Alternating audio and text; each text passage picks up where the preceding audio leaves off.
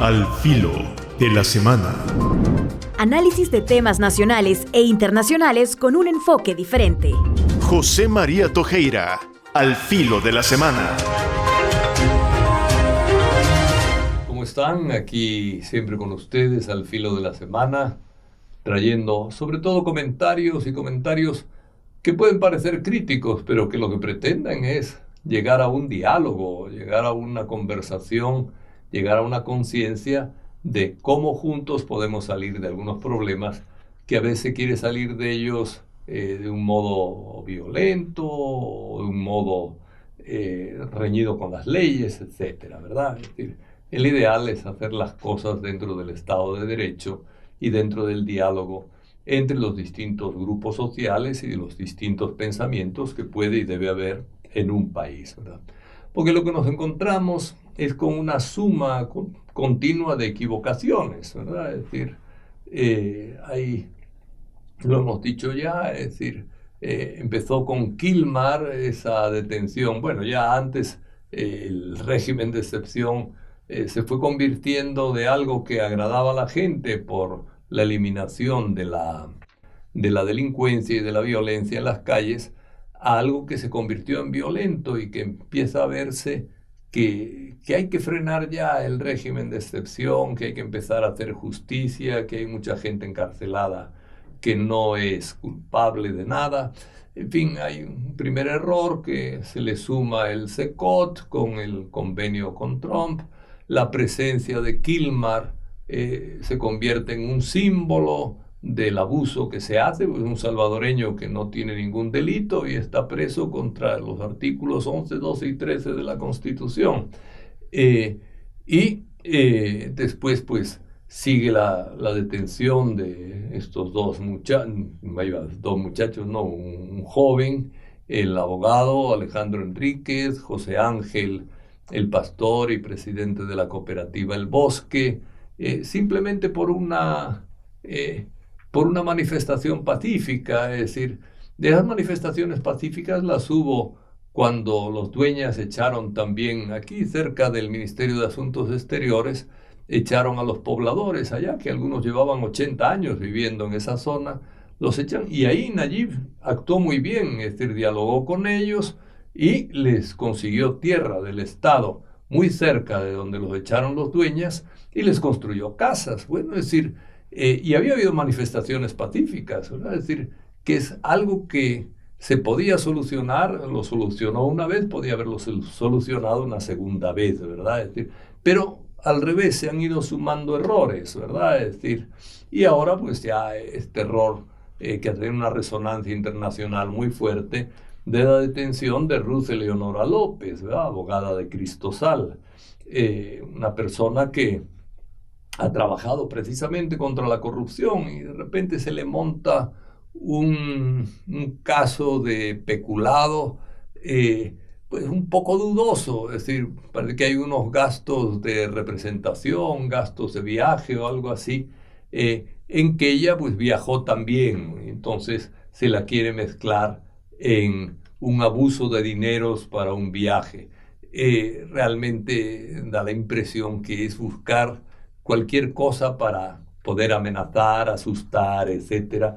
Y claro, eso se convierte en un error demasiado grande y demasiado fuerte. Ha habido denuncias de muchos colectivos, incluida la UCA, denuncias internacionales, etc.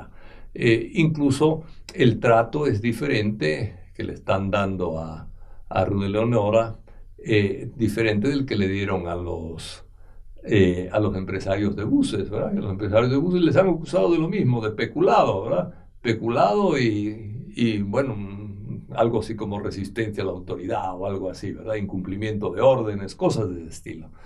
Pero los han dejado en libertad rápidamente, ¿verdad? Con Eleonora, pues, retrasan el contacto con su abogado, es decir, ahí se ve como mala voluntad, es decir, algo que deberían resolver rápidamente en el caso de que hubiera algo real y fácilmente arreglable, porque sería una deuda o una cosa así, que se convierte en un escándalo. Es un error actuar de esa manera para conseguir que la gente se asuste. Al revés, hay mucha gente que lo que hace es indignarse, ¿verdad? Y entonces empezar a criticar, etcétera, ¿verdad? Bien, otro tema que ha salido esta semana es la renuncia de Andrés Guzmán, el comisionado de Derechos Humanos. Bueno, es un hombre que pasó por aquí sin pena ni gloria, ¿verdad? Pasó diciendo que aquí no se violan los derechos humanos, mientras la mayoría de la gente dice, pues realmente se violan derechos humanos, ¿verdad? Es decir, en las cárceles, el estar tanto tiempo preso, pues evidentemente es una violación de derechos humanos, etcétera, ¿verdad? En el EPU, el examen periódico universal que se hizo en Ginebra, él agradeció las críticas a El Salvador que hicieron los países, ¿verdad? Y dijo que iban a perfeccionar todos los detalles. Bueno, no perfeccionó nada, solo sus mentiras a veces. Digo, salía siempre diciendo, no es cierto lo que dicen, no es cierto lo que dicen. Hombre, por lo menos hay que reconocer que cuando se dice algo, aquello del refrán popular, cuando el río suena, piedras lleva, ¿verdad? Es decir, eso es algo que es evidente y tratar de negar todo no lleva a ninguna parte.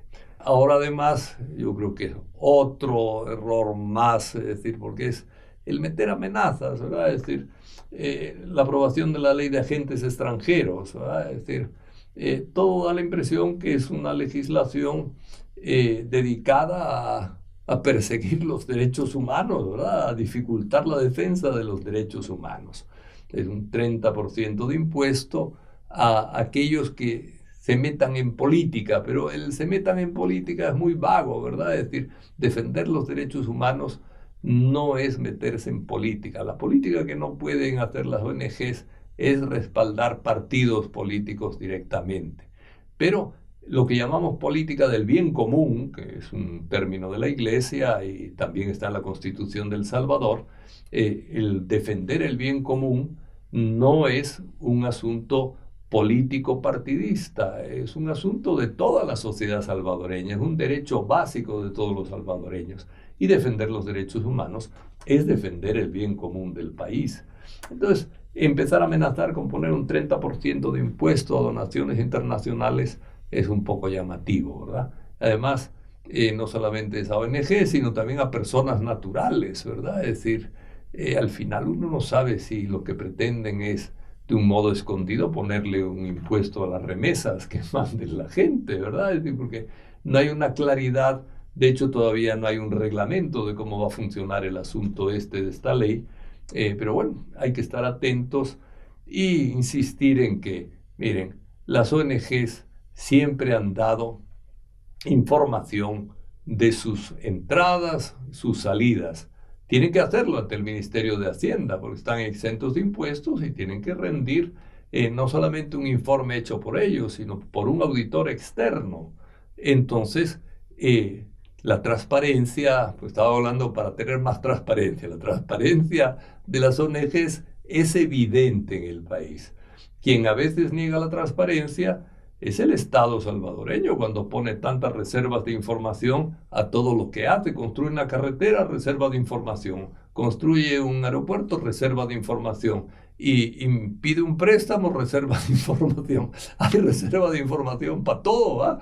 Entonces, bueno, es muy curioso que quienes que tienen que dar ejemplo del acceso a la información, porque hay una ley de acceso a la información pública, resulta que ahora a los que dan acceso a la información de lo que hacen, les están reclamando transparencia, los no transparentes. Es un poco un relajo que, bueno, a uno le da un poco de risa, pero que es lamentable, ¿verdad? Es decir, ahí hay unas contradicciones que son realmente lamentables. Y lamentable que sean políticos de gran nivel, como el presidente de la Asamblea Legislativa, que se merecería respeto, pero que cuando habla de transparencia, etcétera, da un poco de risa realmente, ¿verdad? Bueno, no vamos a meternos con las personas porque tampoco se trata de eso, sino de corregir realmente errores que hay que corregir, ¿verdad? Y que hay que dialogar cómo funcionamos, cómo debemos respetarnos, cómo debemos intercambiar ideas.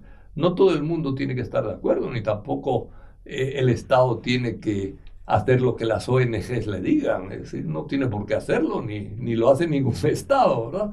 Pero escuchar sí tiene que escuchar, ¿verdad?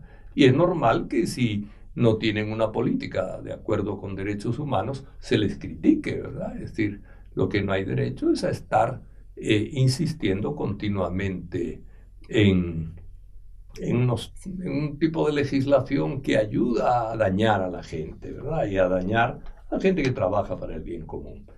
El tema que nos preocupa es que haya hostilidad contra los derechos humanos, porque los derechos humanos, miren, es un pensamiento universal que trata de que convivamos todos como personas fraternas, etc.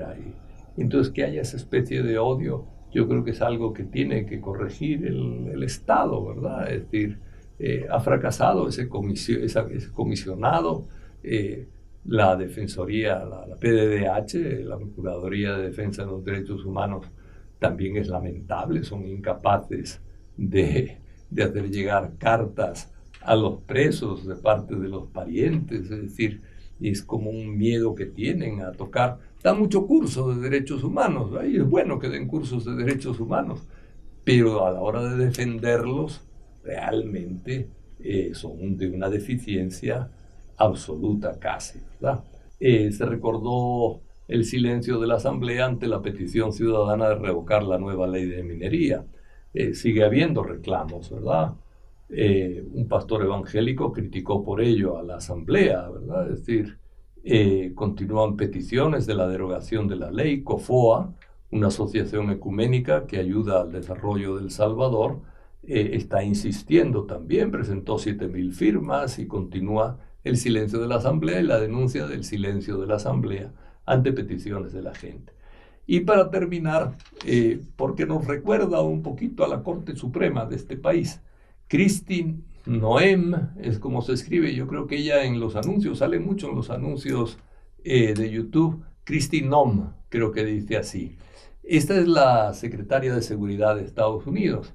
Bueno, en una audiencia le preguntaron que cómo entendía Estados Unidos el derecho al habeas corpus, que es un derecho, y dijo, no, es un derecho que tiene la presidencia de la República para echar a los extranjeros del país. Bueno, hizo el ridículo espantoso porque no sabía, encargada de seguridad nacional, y no sabía lo que era el habeas corpus, ¿verdad? Bueno, pues la Corte Suprema de aquí de El Salvador, con el habeas corpus parece que es discípula de Kristi Noem, porque no saben lo que es, porque no resuelven. Es decir, hay miles, pero miles y han resuelto tal vez el 1%, 2% de los habeas corpus presentados en el marco del régimen de excepción. Entonces me recordaba esta Kristi Noem, ignorante, ¿verdad? Es decir, ridícula en muchos aspectos. Aquí posó delante de los presos del CECOT, además en plan superstar, ¿verdad? Posó ahí todo elegante, pero después no sabe mucho de cosas que tiene que saber un encargado de seguridad nacional.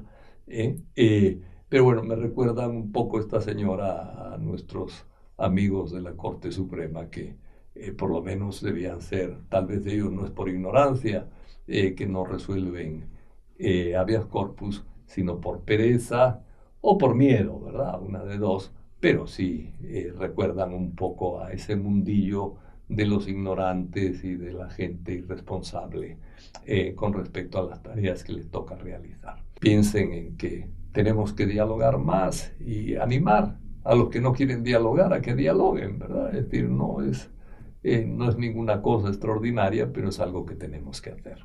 Muchas gracias. Al filo de la semana. Análisis de temas nacionales e internacionales con un enfoque diferente.